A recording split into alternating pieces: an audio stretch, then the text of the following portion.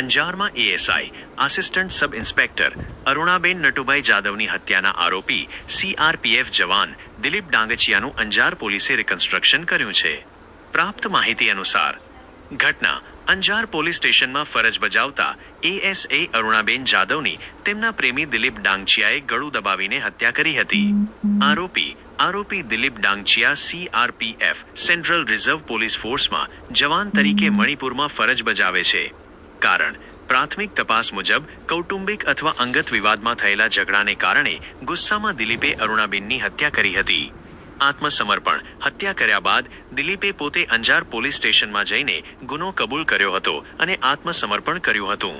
Reconstruction Anjar પોલીસે ગુનાના સ્થળ પર આરોપી દિલીપને લઈ જઈને ઘટનાનું રિકન્સ્ટ્રક્શન કર્યું હતું.